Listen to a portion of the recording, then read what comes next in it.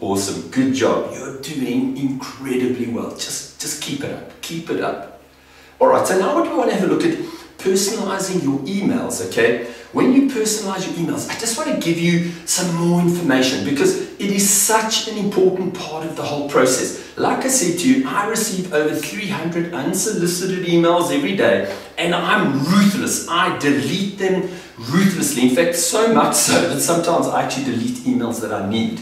You don't want to be one of those 300 emails that gets deleted. You want to create. You want to make sure that your email catches attention. Once it's caught attention, it must speak transformation. It must speak the right kind of transformation that is relevant to that person at that time, right? So, like we said, let's just revise this quickly, right? First thing is we need to use the person's name, their first name in the subject line, right? So you've got to include it in the subject line so you catch their attention. It shows right away that this is for you, all right?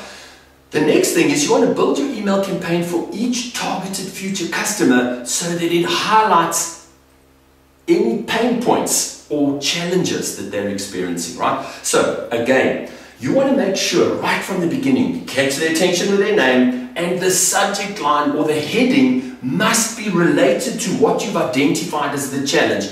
That is going to entice them, it's going to encourage them to open the email and read the rest of your mail. Once they read the rest of your mail, they become aware of how your solution will indeed support them to transform their business from an undesirable to a way more desirable place, right? You want to state the pain point and use your future customer's name in the subject line. Guys, when you do that, statistics show there's a 54% increase in the open rate. That is definitely worth the effort. You want to ensure that the content you send is tailored.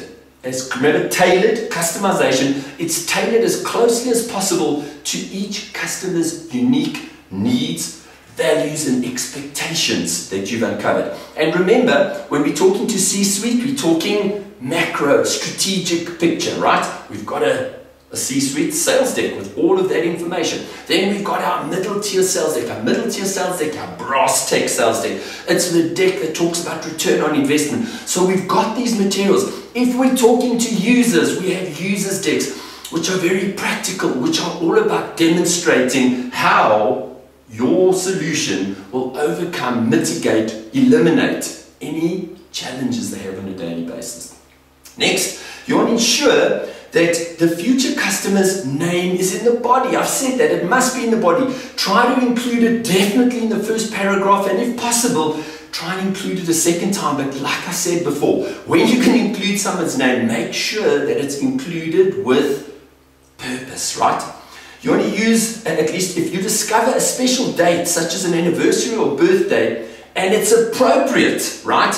Include it in the heading, because you know if something, let's say for example you recently promoted, and you can put there, congratulations George, congratulations on your new promotion, we're here to help, for example. Use your creative juices. You know your market, you know your industry, you know most importantly each customer, and more important than knowing each customer, you know the people, the influencers, the decision makers, the engineers, technicians, whoever you've got to be talking to. You know the individual. You need to know their personality type. You need to know how they like to receive the information. And when you can package the information in a way that is absolutely aligned with the person, or should I rather say aligned with who the person is and how they deal with receiving information, it makes this process so incredibly powerful, right?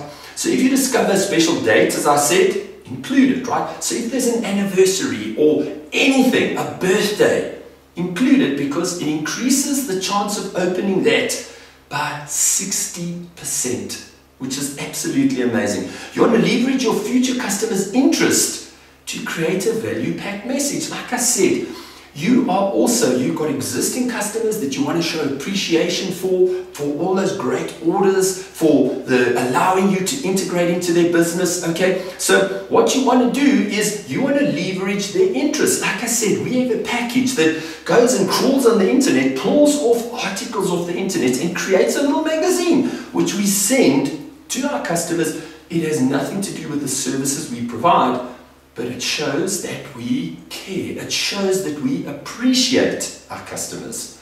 Finally, you want to include a desirable incentive, such as a reward or a prize, which is aligned with each future customer's interests or needs in the subject line. So here, what you can do is, remember, this is more for existing customers. And also, once you've started the negotiations and you're busy moving a deal through your sales funnel, how wonderful would it be to send them one of those magazines? Or how wonderful would it be to offer them, let's say someone's newly promoted and you invest a little bit and you buy the ebook, which is not a lot of money. Like I said, the gift needs to be low or no value. And you go and you get them a book like something like Stephen Covey or at least John Maxwell's 5 Levels of Leadership. An absolutely awesome book for someone who's newly promoted, or someone who's struggling with time. You know, maybe they're struggling and they tell you, I don't have enough time in the day. What about getting a copy of Stephen Covey's 7 Habits of Highly Successful People? So use your creativity, let those creative juices flow,